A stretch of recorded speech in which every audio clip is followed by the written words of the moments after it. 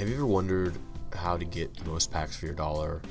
Or have you been looking at sealed prices and thought to yourself, why is there such a discrepancy and a difference in the prices? What's the difference between these boxes here? The set I'm looking at is Silver Tempest. It released in November of 2022, which was late Sword and Shield. It came after Lost Origin and before Crown Zenith, which was the last Sword and Shield set. Let's get into it. I bought a booster box for $400. It was the cheapest one on eBay at the time, and prices have gone up a bit, but it was still the cheapest box by far at the time that I bought it. And you'll see what you get. The top's been crushed, which was visible in the pictures to be fair, but to me that doesn't make it worthy of putting in a sealed collection. Like, I don't think it makes sense to throw this in an acrylic box to keep nice. It's not nice. And also, my other fear is that if the box itself is damaged, if it's so clearly been crushed, then how did the packs and cards fare? Let's see what's going on. I can't lie, I was super nervous to open this booster box, and I'm proud of myself for not forgetting the Sword and Shield pack trick, because I opened a lot of Scarlet and Violet, and it could be easy to just start ripping through the pack, and then all of a sudden you hit the rare in the middle. And we start off strong with a Lugia V-Star, and survey says that top edge is super clean, which makes me feel really good about the rest of the box. I love this set. There are so many good chase cards. The top being the Lugia V alternate art, which is incredible artwork. There's a Rayquaza VMAX Trainer Gallery. The Trainer Gallery is a subset of this set that's really awesome. A lot of really good cards come from there. Oh, yo! I had to cut to the live audio there. I just love hearing how excited I was to pull this card. Love me some Rayquaza. I remember trying to catch him over and over and over again in Pokemon Ruby, my first game. So, big nostalgia with that Pokemon for me. Alright, lock in. We got a lot of packs in this booster box to go. Have you opened a lot of this set yourself? When I first started buying product more frequently, these were pretty common to see just sitting in Walmart and Target in Pokeball tins. This was as late as 2024, or early 2024, I want to say even. Kind of crazy. But it was a late Sword and Shield set. Came out right before Scarlet and Violet. But yeah, I'm curious if you guys were also seeing this stuff banging around during the Scarlet and Violet era. Oh, there's a Trainer Gallery hit. I love these, and this one especially is super sick. And it took me way longer than I want to admit to realize that you're actually looking into a mirror. That card is incredible. Little Magearna V action. Is it just me, or are these full art Vs so much cooler than the EXs of the Scarlet and Violet era? And the trainer card with the V-Star power is really weird. And here's our first sign of damage. Maybe that happened when the booster box got crushed. You never know.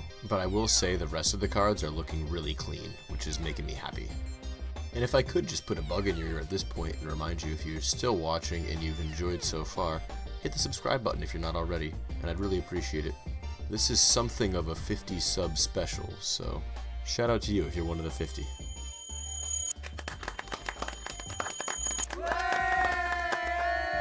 And a double banger. These are just the most fun packs to open. There's nothing like it.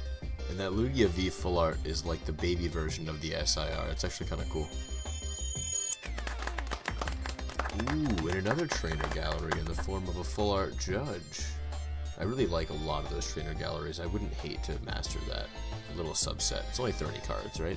So after a little cleanup there, we're ready to rip the rest of this. It got a little messy for a second there. Not gonna let that happen again, for sure. I feel like I'm seeing so many white code cards and not getting hits. Is that just a myth, or is that like a Sun and Moon thing? What am I thinking of with the white code cards? Oh, well, here's now a white code card with a Radiant card in it, so I guess that's kind of a hit. It's a hit in my book. Do you like the Radiant cards? I think they're dope. Anyways, whether it's a myth or not, I think it's funny to note the color of the code cards. We got a black code card here. And we get an Alolan Vulpix V-Star, so I don't know. I don't think there's any weight to that, guys. Somewhere along the line I heard that white code cards had more hits or something like that. Am I crazy? That's a scary question to ask. If you have to ask if you're crazy, you probably are crazy.